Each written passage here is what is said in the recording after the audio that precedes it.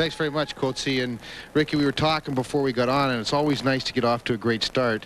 And it's really nice to get off to a great start when you're in a new city. Well, it certainly is. And I can't remember the last time I had a start like this. I mean, I'm honest. I usually have 4 goals. I get December before I get my 5th. So I'm pretty happy about it. And, you know, as you said, coming to a new city, obviously you want to impress early.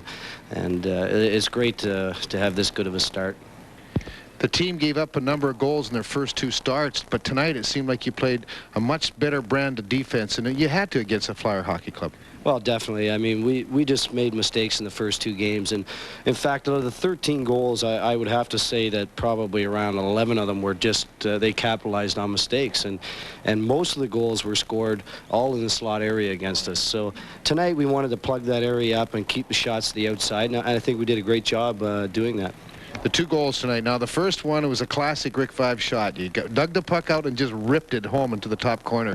Well, Troy was battling on the boards. I got the loose puck and moved out. I let it go, and I think it hit the defenseman's stick and ricocheted right into the top corner. But, you know, as they say, they don't ask you how, they ask you how many. So I'll take it. That's true. It was a close game, and up to about 3 minutes to go. You know, it was just a 1-goal lead, and then you broke it open with this goal. Well, you know, like I said, it was a close game, and we came down. Actually, Vince Lett did a great job to outrace the defenseman to this puck. Took a shot, got the rebound, and battled for it, and then was able to put it out front to Troy Murray, who slammed it in for another one. But up until that point, it was a 1-goal game. And then all of a sudden, you know, it's 2 and then 3. It was almost over then. This crowd is really something when you come in here and play in front of this crowd. It must even be better when you're playing for them.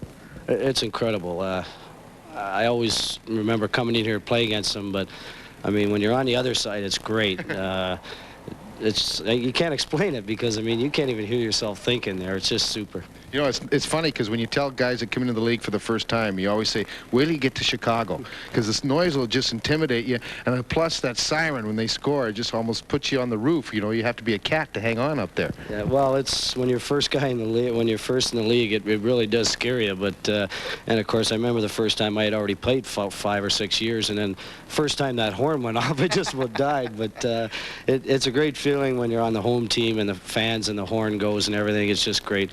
And we can continue to win some hockey games and have a good season here. It'll even get better.